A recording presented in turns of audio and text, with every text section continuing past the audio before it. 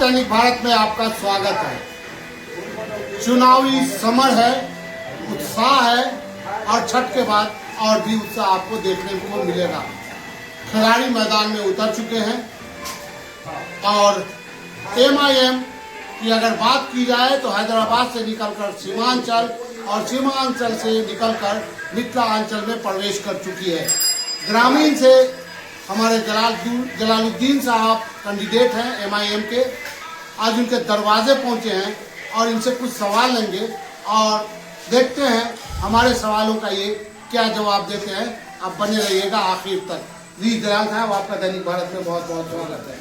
बहुत बहुत शुक्रिया आपका भी, जो आप हमारी बात को लोगों तक पहुंचाने का काम कर रहे हैं, इसलिए आप तमाम लोगों का मैं दिल की गहराइयों से शुक्रिया अदा करता हूँ। बात निकलेगी तो दूर तक जाएगी। खड़े हुए हैं ग्रामीण से, यहाँ से लगातार 20 सालों से सिर्फ एक आदमी जीतता आ रहा है। अब ये बताइए हमको कि आप जीतने के लिए खड़े हुए हैं कि हारने के लिए खड़े हुए हैं? हराने के लिए। मैं भाई साहब जीतने के लिए खड़ा हुआ हूँ और आप हमारे विधानसभा में एक बार दौरा कर ले, आप खुद ही हमको बधाई देने चले आएंगे कि आप जीत चुके हैं। अच्छा, मतलब अब श्योर है कि आप बिल्कुल 100%। उसकी वजह क्या है, लोग आपको जिता रहे हैं? आप जैसे हारने जीतने की बात की है, तो जहाँ मेरी एंट्री हुई मैं लड़ रहा हूँ, ललित यादव जी वहीं हार गए। अब जो मैं दौरा कर रहा हूँ, जो लोगों से जनसंपर्क कर रहा हूँ, वो जीतने के लिए कर रहा हूँ, क्योंकि मेरा आना ही उनका हार है। आपका आना ही उनकी हार है। इसमें इसीलिए एक जो है मतलब कहा जाता है कि देहाती भाषा में कहावत है कि खिसियानी दिल्ली खंबा नीचे, तो पहले ही हमको जेल यात्रा करा दिए हैं कि वो न रहेंगे, न इलेक्शन में लड़ेगा, न हमको डिस्टर्ब होगा। लेकिन भाई ऊपर वाला का रजिस्टर पहले से मेंटेन किया हुआ है कि कौन जीतने वाला है, कौन हारने वाला है। आप ये समझ लीजिए कि जिस तरीके से हमारे विधानसभा का जो हाल है कि 25% लोग वोट हमको दे रहे हैं, 75% ओवैसी को वोट दे रहे हैं। कर भाई हम कुछ नहीं जानते हैं, कैंडिडेट जो भी हो हमको ओवैसी को देना। जहाँ मैं पहुँचता हूँ, अरे आने की आपको क्या जरूरत थी, हम आप आते न आते किसी को दे देते टिकट ओवैसी साहब। हमारा वोट सिर्फ पतंग ओवैसी। इस तरीके से दीवानगी, पहले तो नौजवानों में दीवानगी छाई हुई थी, अब हमारे गार्जियन में भी दीवानगी है। अब वन साइडेड लोग हैं और सब लोग सोच लिए हैं दलित और मुसलमान दो जो है एकदम समझिए कि पूरी तरीके से तैयार है MIM को चंद्रशेखर आजाद को मजबूत करने के लिए। सर, आधी आबादी महिलाओं की है, तो महिला को आप समझा पा रहे हैं?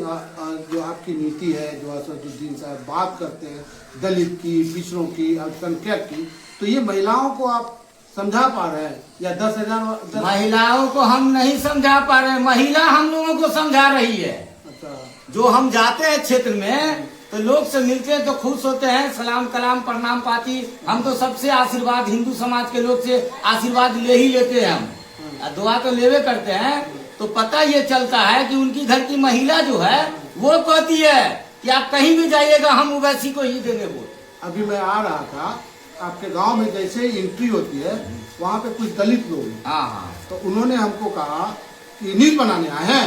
हम कहा कि ना ऐसी है, कुछ काम से हैं। तो ना जिंदगी में पहली दफा हमारे गांव के बेटा को पतंग छाप मिला है। इतिहास है मेरे गांव का, अभी तक कोई विधायकी न लड़ा है।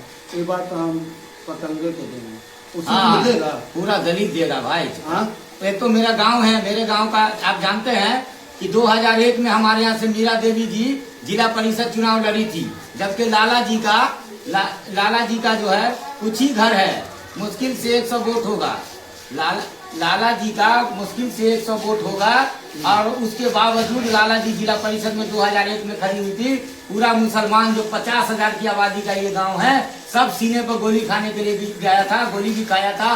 रेलवे और बसेस सब मतलब बंद हो गया था और उनको जबरदस्ती जोगन यादव का दौर था उस जमाने में, जो आपको कवरिया के हैं, जो लालू यादव के राइट हैंड थे, तब उनके चंगुल से छोड़ा के हम लोग जीत दिला के लाए थे। हमारे गांव का ये इतिहास है। हमारे गांव के मामले में किसी भी जाति के लोग के बारे में पता चल जाए, इलाके में कहीं कुछ हुआ है, वो जो जहाँ रहेगा, चाहे वो टाई वाला हो या लेबर मजदूर धोती कुर्ता वाला हो या लुंगी वाला हो, सब दौड़ जाएगा कि मेरे गाँव पर आँच आया है। तो हमारे गाँव का ये इतिहास है। कहा जाता है कि आप लोग तो बीजेपी की बेटी है। वो गुजरा हुआ जमाना है। अब बीजेपी की बी टीम में कौन है, सबसे पहली बात तो ये है कि अगर बीजेपी की बी टीम का जो हमको कलंक लग रहा था, इसीलिए तो कहे कि चलिए आप मेरे साथ ले लीजिए, मैं आपके साथ ही चलता हूँ।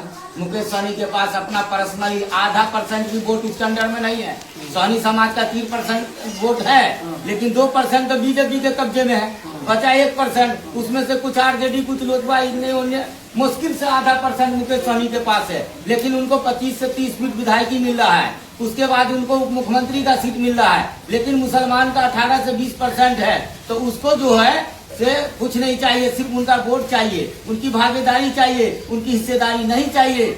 और आप जैसा कि जानते हैं कि हमारे ही जिला से तो उदय शंकर यादव जी जो जिला अध्यक्ष है आरजेडी के, उन्होंने जो है एमएलसी के लिए नामांकन किया था, उसको हराने का हमारे विधायक ललित यादव ने उनको हराने का काम किया था। अंदर की बात बोल रहे हैं, हम क्लियर बोल रहे हैं कि वो जो है उदय शंकर यादव जी को हराने का काम किया था।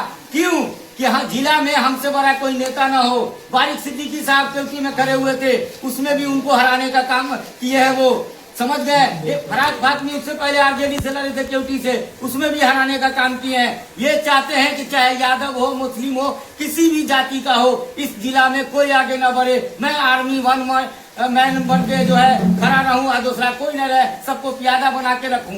लेकिन ये गुजरा हुआ जमाना है। अब जनता सोच लिया है कि ललित यादव जी अगर मैदान में जब भी आएंगे तो कहेंगे please check the number you have dial.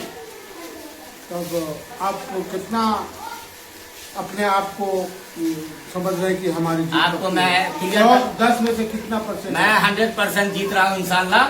आपको मैं बताता हूँ, मुसलमान का वोट 1,18,000 है, जिसको भी छुपा के लोग बताते हैं। 1,18,000 वोट, लगभग 34 कुछ %, जो कि हमारे विधानसभा का आंकड़ा है, वो मेरा वोट है। प्लस 43,000 कुछ जो है वो दलित का वोट है। आप तो खुद ही, मैं तो यहाँ था भी नहीं, आप आए हैं दलित से कुछ सुन लीजिए आप। तो दलित भी तैयार है। एक तो मेरे गांव का मसला अलग है कि गांव वाले को सपोर्ट करना है। दूसरा मसला ये है कि चंद्रशेखर आजाद साहब जो आजाद समाज पार्टी के हैं, वो यूपी से हैं, लेकिन उनका पूरे हिंदुस्तान में दलित समाज में एक इज्जत है, तो वो भी हमारे लिए बिहार आ रहे हैं। तो उनकी वजह से भी सारे दलित लोग मेरे साथ हैं और हमारी पार्टी के साथ है, इसमें कोई शक की गुंजाइश नहीं है। तो 43,000 और 1,18,000, अब जोड़ लीजिए कितना वोट है। आधा वोट भी मिला तो हमारे लिए तो बेड़ा पार है। चलिए, बहुत बहुत शुक्रिया आपका बात करने के लिए। आधा वोट भी मिल गया तो गोटी ललवा तो है ही है। तो अब कौन जीत होगा, कौन पट होगा, ये तो 14 तारीख को पता चलेगा। लेकिन फर्क तो भैया पड़ने ही वाला है। धन्यवाद आपका। विधायक जी जो है ना, विधायक जी हमारे जो है, हमारे सम्मानित विधायक जी 3 नंबर पे जाने वाले हैं, नोट कर लीजिए।